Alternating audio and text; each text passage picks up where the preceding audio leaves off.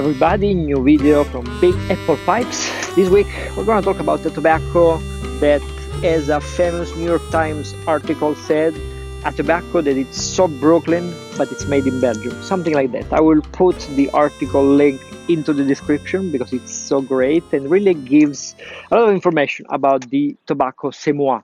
This tobacco that it's, originally was burley, then it was harvested in farmed and harvested in Belgium and come up to be something completely different. So now actually it's very difficult to even see, or I mean, if when you smoke it, you wouldn't tell this is burley.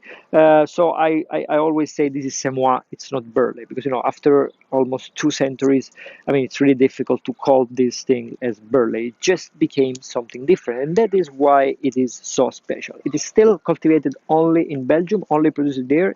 Everything is natural. It's just harvested, dried, toasted and packaged. That's it.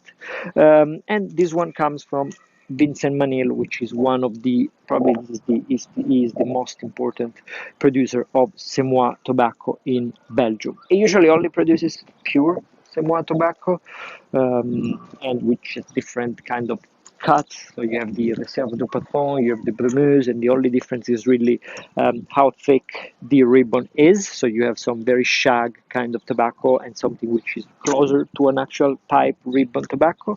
In this case, we have something different. It's called the Petit Robin, and this is a tobacco that is dedicated to Vincent Manil's son, Robin, and in this case is the first attempt of Vincent Manil into the blending. So in this case, we don't have pure tobacco Semois, but we have 30% of Semois and 70% of blonde tobacco, which is anything. Vincent Manil didn't really specify what this is, and this is mainly due to the fact that he worked on this blend for so long that he wants to keep it secret. So perfectly understandable. I would assume there is for sure Virginia there and maybe something else. So I really don't know.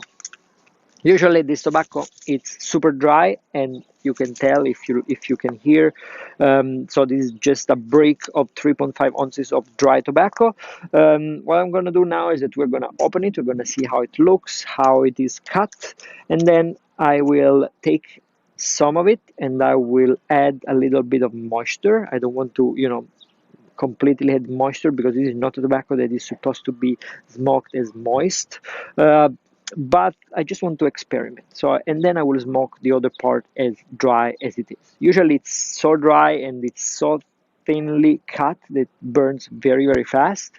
So I think that adding a little bit of moisture, just a little bit, will make it even more pleasant without too much changing the rustic flavor. Okay, so what can we do now is just going, unbox, and start smoking it, because I'm very curious to try this Le Petit Robin, because I'm a big fan of Semois tobacco in general. So I'm very curious to see what this will come out to be. Let's go. So here it is. I have already opened the package. This is the label, as you can see. This is the face of Vincent Manil. This is where it's made. And on the other side, of course, we have the name of the blend and the information about the importers. As you have seen in the first part of the video, it looks like just a break of tobacco. It's very nice. It's not vacuum sealed or anything like that. There's not even glue to keep it together. There is just some glue on the label. You just open it. And as you can see, I already smoked quite a lot of it. And it's this very light brown tobacco. And as you can see, the cut is like a shag cut, almost like a cigarette kind of cut. Very, very thin. It's very dry. I have very, very, very lightly moisturized it, very little, because otherwise it just was going into powder. Very, very a little bit, so it's still dry, but at least you can handle it. Okay, so it's very beautiful. You can see it's very, very light, and the smell actually it's what surprised me the most, because it's very sweet. It's almost like it's a Virginia kind of tobacco. It's very, very sweet, very nice actually. And yeah, this is what it is. I like the way you pack your pipe with it, because you just take a bunch of it and you just stuff it into the pipe. That's it, nothing else. You just stuff as much tobacco as you can.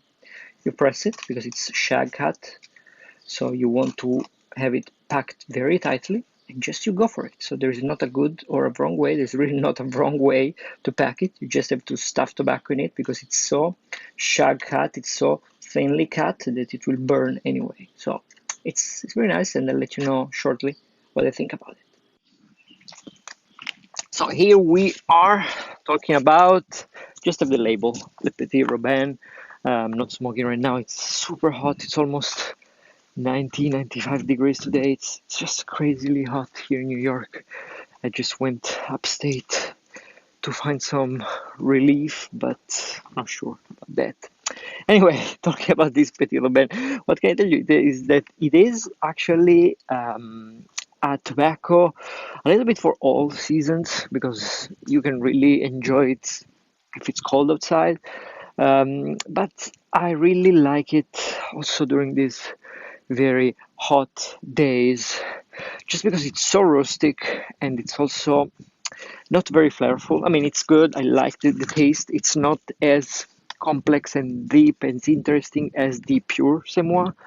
This Petit Robin is much milder, but that's the exact reason why I find it enjoyable under also hot weather, and that is because when it's very hot, it's difficult to keep your pipe cool, and therefore you tend to lose. It's not a general rule, but it's easier to lose the flavors just because the pipe burns too hot. Okay, so you tend to lose all the taste and flavors.